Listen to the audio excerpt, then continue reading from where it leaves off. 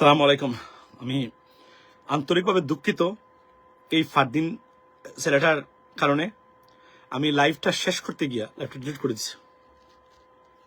কাজটা ঠিক হয় নাই, বুঝছেন? পানি সেরে আসছে বাথরুমে, এসে এখন উনিমালি করতেছে। আচ্ছা, এখন কথা হলো যে ভাই, যারা লাইভে ছিলেন আন্তরিকভাবে দুঃখিত। লাইভ ফিনিশ করতে গিয়ে লাইভ ডিলিট করে দিছি। কাজটা কি ঠিক হইলো এই ফারদিনের যন্ত্রণায়? ফারদিন, আচ্ছা ঠিক আছে, শুনেন, ভালো থাকেন সবাই। আমি আসলে লাইভটাতে এতক্ষণ আলোচনা করতেছিলাম যে বাংলাদেশের প্রগ্রেসিভ রাজনীতি দরকার। আর এই সাবজেক্টটা ছিল যে অবশেষে সব জল্পনা কল্পনার অবসান ঘটিয়ে নির্বাচনের তফসিল ঘোষণা করা হয়েছে। এবং আপনার সবাই যে বলছিলেন নির্বাচন হবে না, আমি বলছিলাম না যে নির্বাচন হবে। না হওয়ার কোনো মেকানিজম আমি দেখি না। একটা মেকানিজম আছে, এই মেকানিজম হলে নির্বাচন নিয়ে কেউ প্রশ্ন তোলার সাহস পাবে না। যদি এটা হইতো, এই কথাটা শুধুমাত্র আমি সোশ্যাল মিডিয়াতে বলছিলাম বাংলাদেশের নির্বাচন হবে, এটা আমি দেখি না ডক্টর ইউনূস তার ইচ্ছাকৃতভাবে এক্সটেনশন করে ক্ষমতা থাকার, জোর করে ক্ষমতা থাকার চেষ্টা করবেন। It's not going to happen. He is not going to do that. He Kant even do that, right? আপনি দেখলেন তো যেভাবে বলেছে, আর সবাই বলছে নির্বাচন হবে না, নির্বাচন হবে না, গ্যারান্টি দিচ্ছে অনেক সোশ্যাল মিডিয়া অ্যাক্টিভিস্ট। আমি তাদের কথা বলেছি, ও না নির্বাচন হচ্ছে না ভাই, নির্বাচন হচ্ছে না, নির্বাচনের কোনো কিছু দেখেন না। তো নির্বাচন এখন কি যারা করতেছে এখন এটা কি দেখেন? তাহলে আগে জ্ঞান অর্জন করেন, কথাবার্তা বলার, পলিটিক্যাল সিচুয়েশন অ্যাসেস করার ক্ষমতা অর্জন করেন, তারপরে এগুলো নিয়ে আলোচনা করতে আসবেন, এর আগে নয়। এটা আমি অনুরোধ করলাম সবাইকে আপনার, যে রাজনীতি নিয়ে কথা বলতে গেলে রাজনৈতিক আউটলুক বা ফিউচারিস্টিক হতে হবে আপনাকে। You have to understand the political thought. Otherwise রাজনীতি নিয়ে আলোচনা না করাটাই ভালো। আমি জানি, আমি বলছিলাম না নির্বাচন হবে, বিকজ একটি কারণে নির্বাচন না হতে পারে বাংলাদেশে। তার নাম হলো, যদি ইউনাইটেড স্টেটস অফ আমেরিকা তাদের কোনো মেকানিজম থাকে, তারা এটাকে বলেন যে আরো 6 মাস বা 1 বছর এর ভিতরে আরো ইন্টারন্যাশনাল কিছু অ্যাফেয়ার্স আছে, এর বাহিরে নির্বাচন না হওয়ার কোনো সম্ভাবনা নেই। দেখেন, তারা আজকে ঘোষণা করেছেন election is going to be held right in February. So নির্বাচন হচ্ছে, এবং এই নির্বাচন একটা জিনিসই আমি আপনাদেরকে বলে রাখি, যেহেতু এতক্ষণ আমাকে যেতে হবে অন্য জায়গাতে, সেটা হলো যে মার্কা এবং দলের উপরে ব্যক্তি দেখে ভোট দিন। মনে রাখবেন, আপনাদের সামনে golden opportunity to fix your country, to take back your country from the evil political or dysfunctional failed political establishment. How? Vote for the right person. আর শেখ হাসিনা কে আপনাকে একটা জিনিস আমি বলবো, বা যারা আছেন তারা, it is confirmed and officially confirmed and widely believed that Sheikh Hasina, you cannot return to Bangladesh in Bangladeshi politics. That's over for you. You are just done and dusted and garbage right now. So, and by the way, and officially, legally, আমি মনে করি আপনি প্রধানমন্ত্রী হতে পারেন না গণতান্ত্রিক রাষ্ট্রে। কিভাবে? কারণ আপনি অলরেডি 5 বার হয়ে গেছেন, আর কত? অন্য মানুষকে সুযোগ দেন। এই দেশে তো আরো প্রগ্রেসিভ মানুষ আছে, আর আমরা ওই 71 আর 72 নিয়ে পড়ে থাকতে চাই না। আমরা প্রগ্রেসিভ এবং পলিসি বেজ পলিটিক্স চাই বাংলাদেশের মানুষ থেকে। 71 নিয়ে যারা বাড়াবাড়ি করবেন, মানে ভারতীয় এজেন্ডা ন্যারেটিভ নিয়ে, আপনারা ভোট পাবেন না, বাংলাদেশের মানুষ ভোট দিবে না, এটা আমি নিশ্চিত করে বলতে পারি আপনাদেরকে। মানে আপনি দেখেন, এবং আবারও বলি, ধন্যবাদ দিই ডক্টর মাহমুদ ইউনূস গভর্নমেন্টকে। 54 বছর পরে রাজনীতিবিদরা যা করতে পারে নাই, এই দেখেন বিচার বিভাগকে পৃথক করেছে। একটা দেশের উন্নয়নের পূর্ব শর্ত হলো আইনের শাসন, এবং আইনের শাসনের মানে কি? ট্রান্সপারেন্সি আর অ্যাকাউন্টেবিলিটি।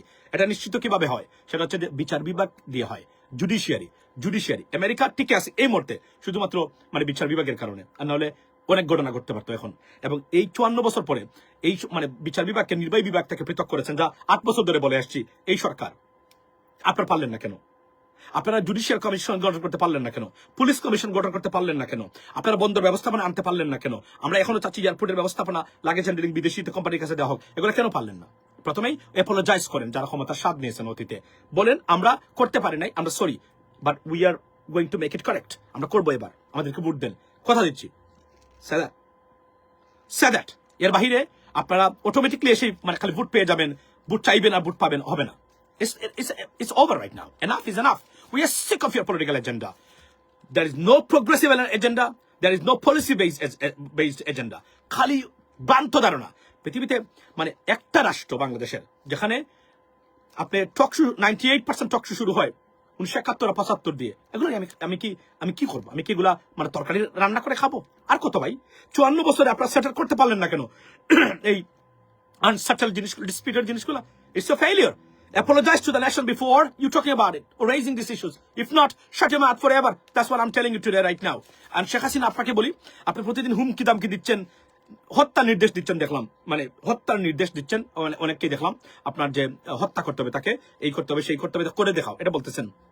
কতটা ভয়ঙ্কর একজন মহিলা হতে পারে কল্পনা করেন। এখন আপনাকে বলি, আওয়ামী লীগের যারা আছেন, শেখ হাসিনা আসবেন না, আসতে পারবে না।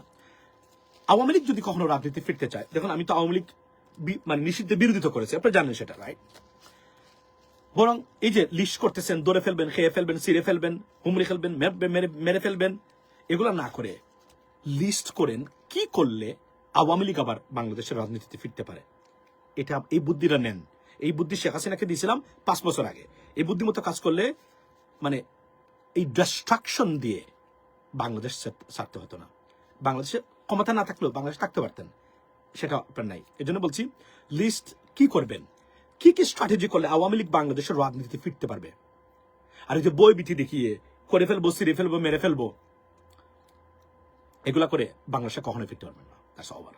কারণ এই সন্ত্রাসীদের রাজনীতি বাংলাদেশের একদম মেরে দিয়েছে বাংলাদেশের জনগণ। That's what it is, right? Wash করে দিন মাসুদ ভাই। দত্তকে একবার এখানে প্রবীর দত্ত রয়, সে তার কোন জায়গাতে বাড়ি, কি ভারতীয় কিনা আমি জানি না।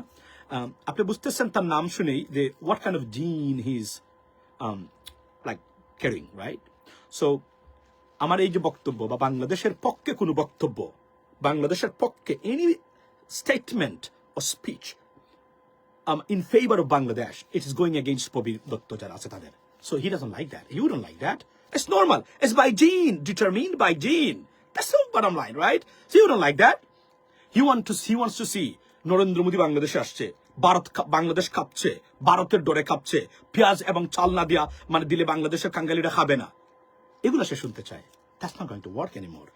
It's not. It wouldn't. It's over.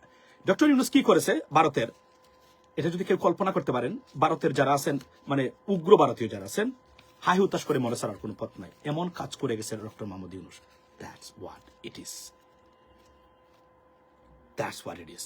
মাথায় রাখবেন এগুলো শেষ। ডক্টর ইউনূস এমন কাজ করে গেছে যে ভারতের এখন পেঁয়াজ নিয়ে পেঁয়াজের শেষ নৃত্য বা শেষ কৃত্য করতে হয় এখন। Just imagine that, right? মানে কোথায়, অথচ এই পেঁয়াজ না দিলে বাংলাদেশ চলবে না, বাংলাদেশ খাইতে পারবে না, এটাই বলা হচ্ছিল। এখন কোথায় গেল এগুলা? That's what it is. So ladies and gentlemen, এটাও আপনাদেরকে বলি, আগামীতে যে ধরেন নির্বাচন তফসিল ঘোষণা হয়েছে, নির্বাচন বাংলাদেশে হচ্ছে, এটা কেউ ফেরাতে পারবে না। নির্বাচন হবে এবং নির্বাচন হওয়ার পরে আপনাকে আমি বলি, যদি জামাত ক্ষমতায় যায়, ন্যাশনাল গভর্নমেন্ট হবে, জাতীয় সরকার হবে, মোটামুটি কনফার্ম, এবং বিএনপি গেলেও it could be happen to. Then Awami League বা যারা মনে করেন এই যে এখন আপনারা মানে বিএনপিও ধরেন মানে খুব একটি মানে ছেড়ে দিচ্ছে, জামাত ইসলামীরা ছেড়ে দিচ্ছে, নির্বাচনের পরে কিন্তু আপনাদের জন্য মহাপ্রলয়ের মানে দিন আসতেছে, আপনারা অপেক্ষা করতে থাকুন। That's what it is from me. Have a blessed day. See you next time. আসসালামু আলাইকুম।